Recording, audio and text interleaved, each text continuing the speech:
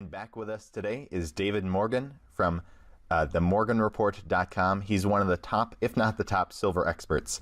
Thank you so much for joining us today, David. Well, Elijah, always have fun with you. Thanks for having me back.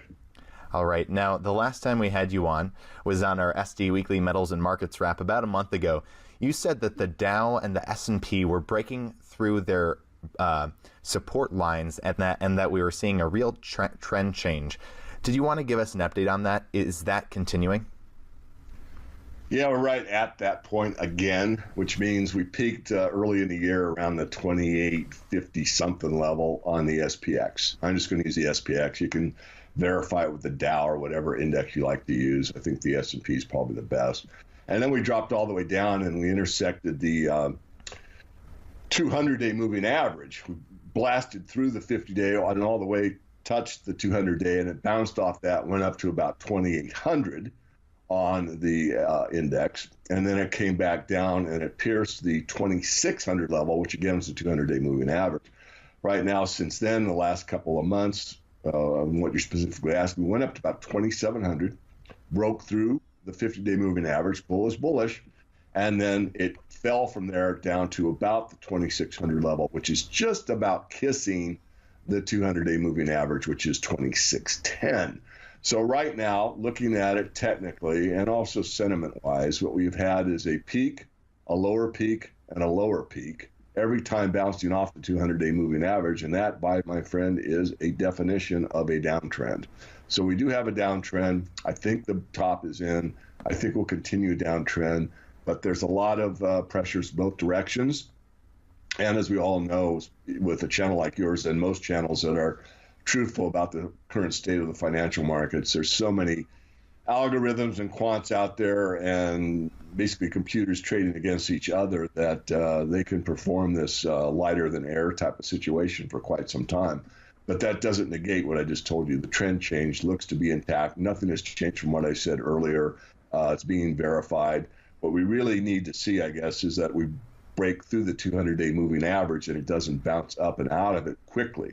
And we see, let's say, a waterfall decline from that point. So if, as an example, let's say we pierce the 2,600 level and it shoots down to 2,550 and then down to 2,500. Now you've substantially broken it. It could pop back up, and it might. But once you get kind of a waterfall decline, then all these algorithms turn from bullish to bearish, and they'll start selling on command. Now they can be rigged to go the other direction. So I think I've overspoke it, but that's it. I'm pretty well convinced at this point that I'm correct as far as a major trend change. These things don't happen overnight. There's a ton of momentum in the stock market still, and there's a lot of rah, sis, boom, bah that goes on with it on the mainstream financial markets, and that won't change. Now, you're talking about a possible waterfall decline. On a percentage basis, what would that look like? Well, to be to get a bear market, even a correction, like a 10% correction, which we've had. To get into like the bear mode, most analysts say you need about a 20%. So if you go from the 2850 level, 20% would be 20, so 360, you need 6. You're beginning to get down to around the 2350, 2300 level before, most technical people would call it a bear market. And we haven't seen that yet. We've had a correction. We've seen about 10%, but we haven't seen 20%. So that's where I would be, vindicated, like, okay, no one can say that it's not a bear market now. Really, right now, it isn't. So I hope I didn't misstate anything. I'm just saying my opinion, strong one, that I think the trend change has happened. As far as verifying we're actually in a bear market, technically we haven't seen that, not yet. Now, as for gold and silver, I know the last time we had you on, correct me if I'm wrong, but you were saying that kind of a reverse thing is happening to gold and silver. We're seeing signs of a new move up. Well, we've finally seen silver catch up to gold a little bit. I mean, silver had 3 days in a row where it broke through the 17 level on the spot market and stayed there over 3 days. And I actually went long on a leveraged basis. And then the next day it opened and it was well below 17. So I took the loss. I still have a trading position in one of my favorite stocks. It's got a high beta value relative to silver. But what we're seeing is more consolidation still, and it's starting to really grind a lot of people, and I get that. But if you take it from a more longer term perspective, from 2015, the end of 2015, gold keeps making higher lows, and silver has made higher lows and gone sideways. So with silver looking like it's starting to move, and that's questionable right now as we're doing the interview, we are seeing the gold silver ratio come down from the 82 level down. I think it hit about 78. I don't know where it is today. I haven't looked, but we're ready.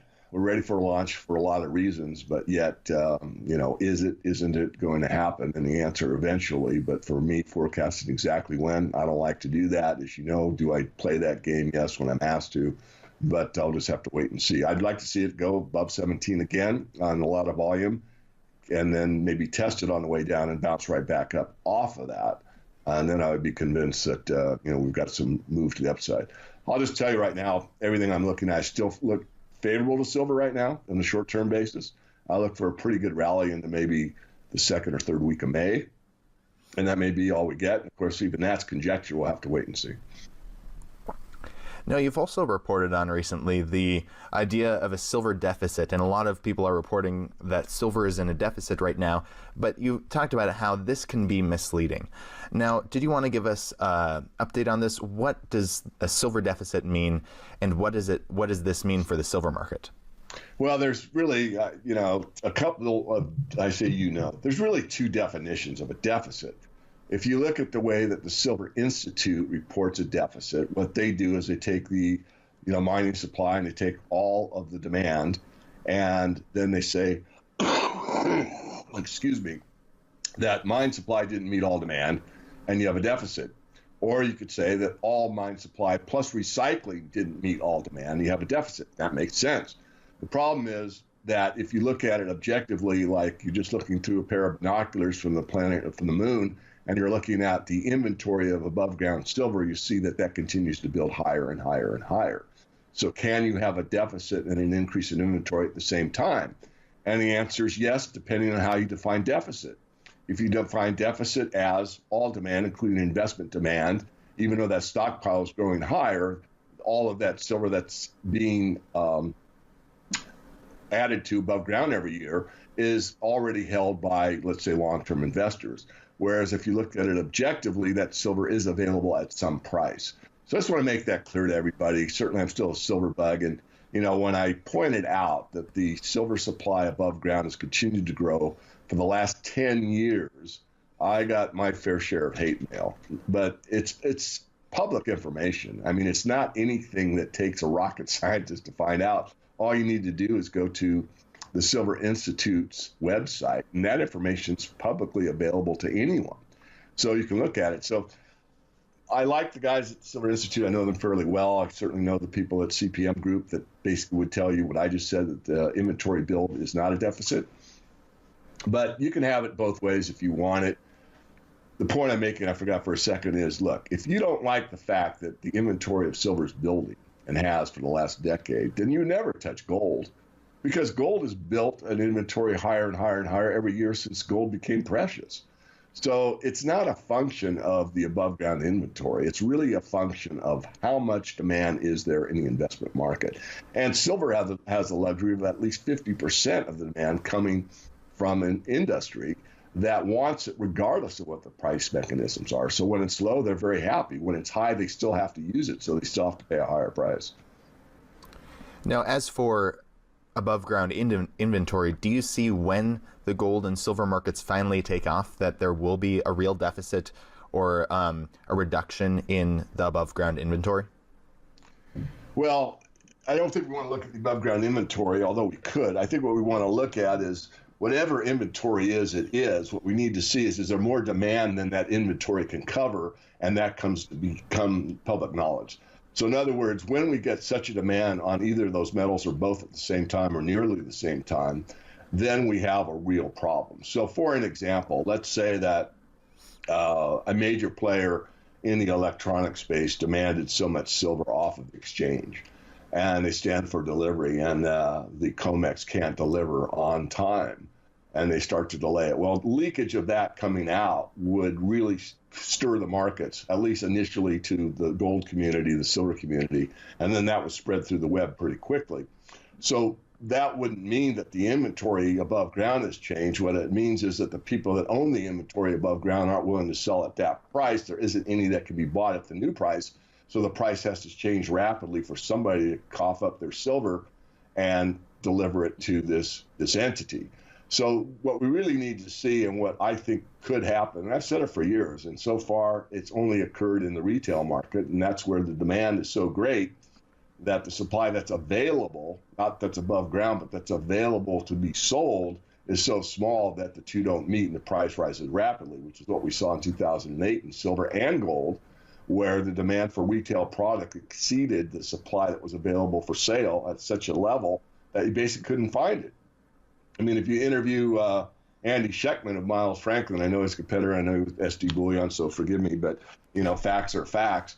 But he ran into a situation where he thought for a while he was out of business because he could not find retail product in quantities of any size to be able to put his markup on and sell to the public. In other words, if he couldn't source supply, he's out of business. And that actually happened to him for a short period of time.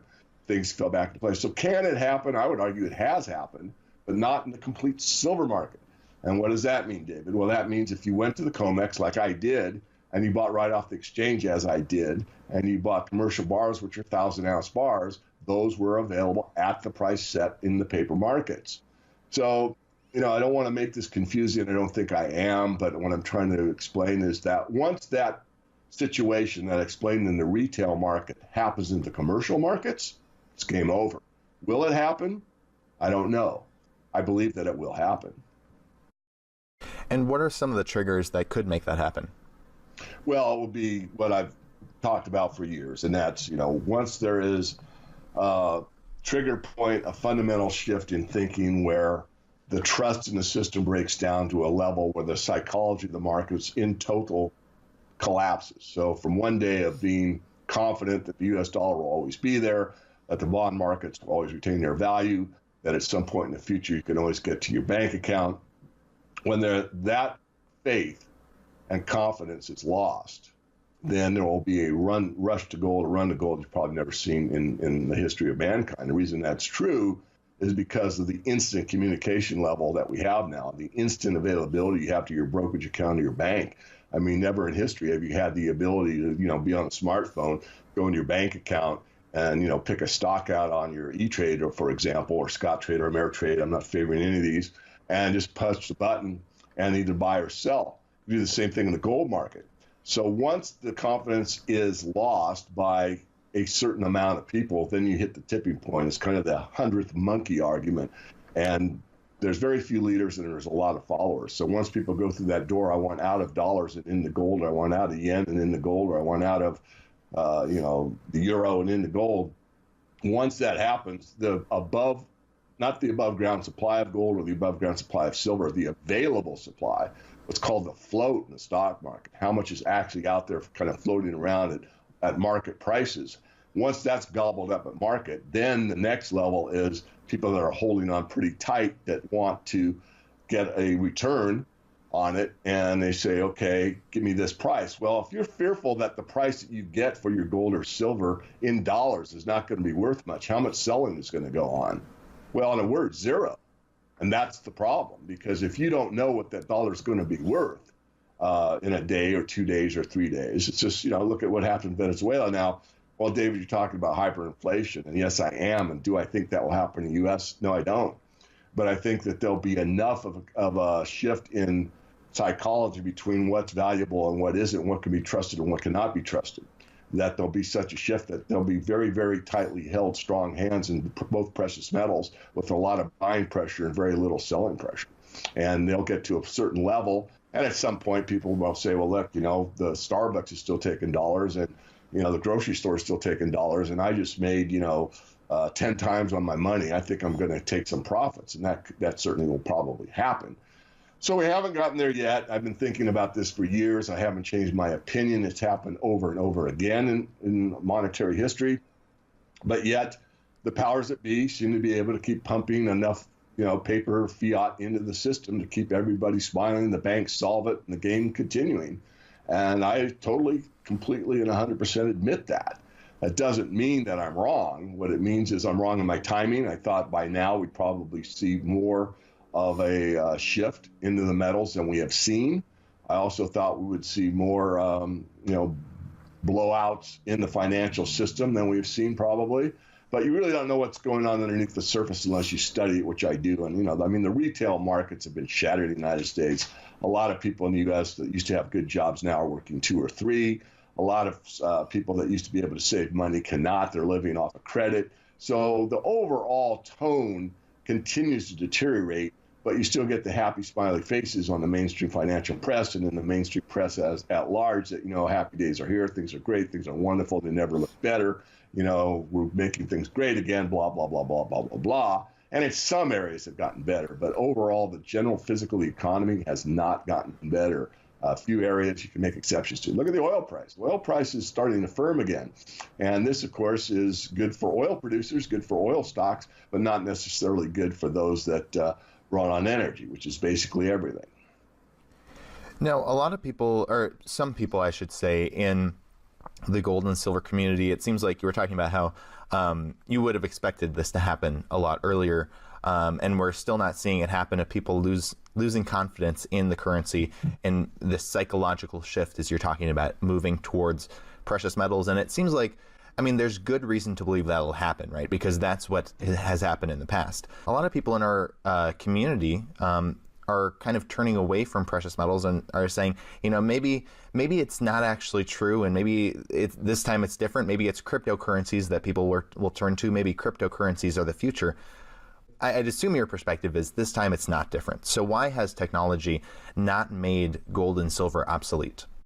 Well, great question. So I'm going to digress a bit. First of all, to kind of clear the air, and I haven't done this in a long time, I, first of all, maintain from the very start that I could be wrong, all right? And if I am wrong, what is the correct approach? And if you read my 10 Rules of Silver Investing that I put out to the public domain for a long time, I said that too much of a good thing is too much of a good thing, and I recommended a 10% hedge position in the precious metals. So if I'm wrong, you've got a hedge that if I'm right. Now, I believe I'm right, but I'm not addicted to being right. I'm not going to lose my sleep if I turn out to be wrong. And you can make the argument I'm right because 2008 happened. You can make the argument either way. I don't care. What I do want to make very clear is I've never said you should load up on gold and silver and that should be your only asset class. However, I have gotten through the years numerous times where people have read my work or others in our genre that I've read, I won't name them, but several people, the Bill Holters and, all these writers that are out there that are very good, deep thinkers. They prove it through history. And once they get convinced and they understand it, they say, well, what else would you invest in? And of course, there's lots of other things to invest in. So I've, through the years, gotten many calls and emails about, I read so-and-so, sometimes it's me, and I overloaded. I put too much in. So, the idea to be diversified actually, to me, carries a lot of weight. Now, I am overloaded in the metals and the mining stocks, but that's what I specialize in, and I'm comfortable there.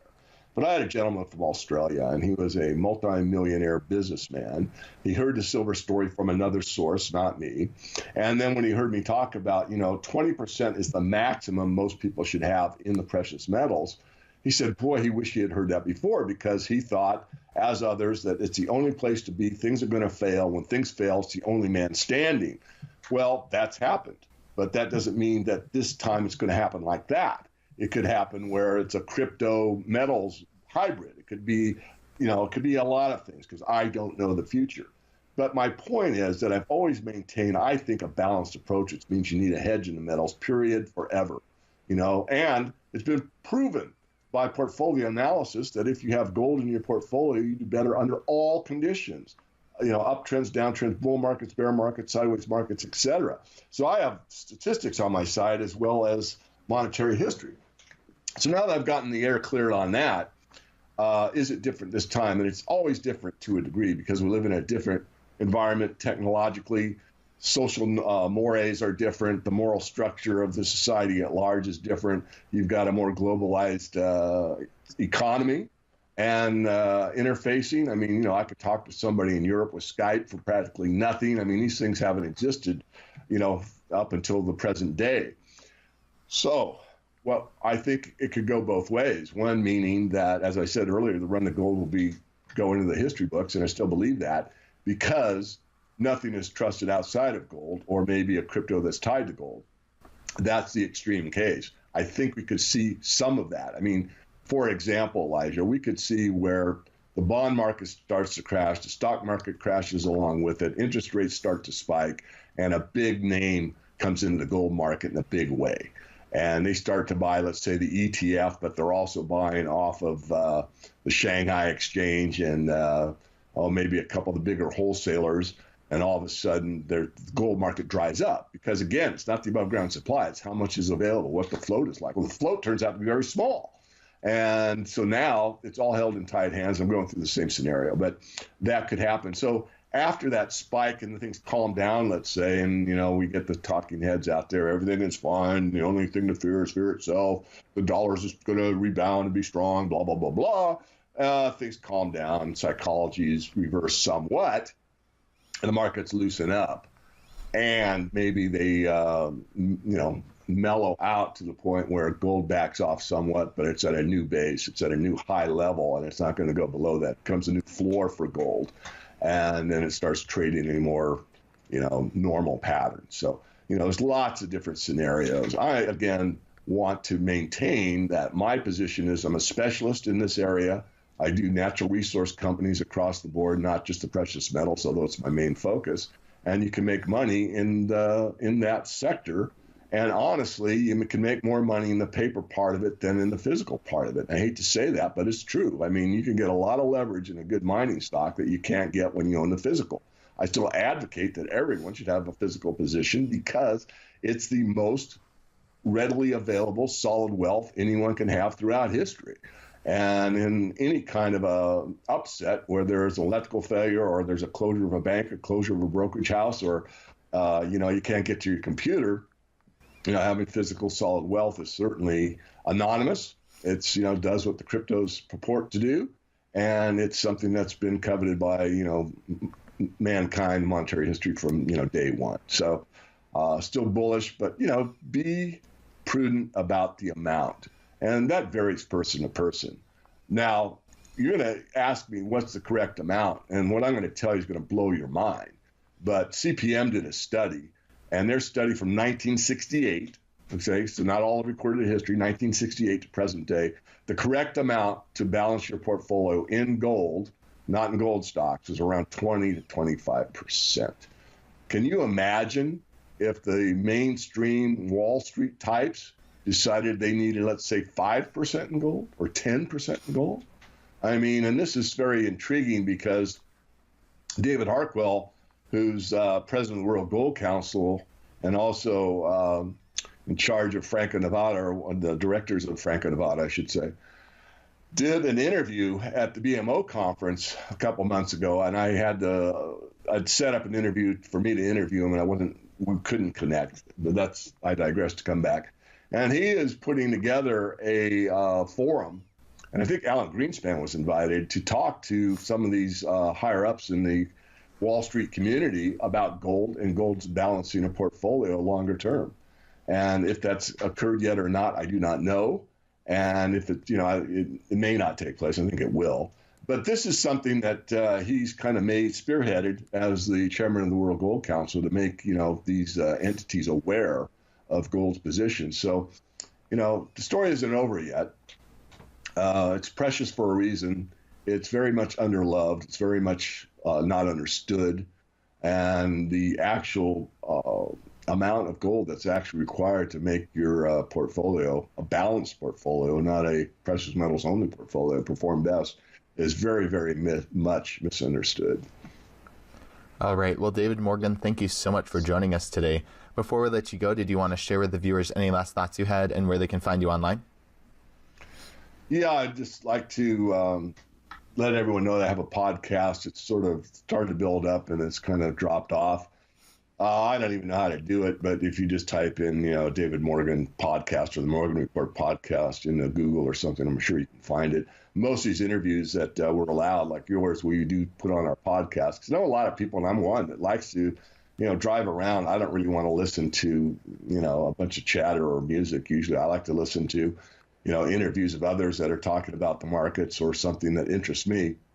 So that's available. And also, if you get on our free list, which is available at themorganreport.com with the first name and an email, we just validate that it's really you. we'll send you a bunch of information every weekend for free that basically summarizes any interviews I've done during the week, any articles that we think are of value for myself or others, and discounts sometimes. We've run specials with SD and a few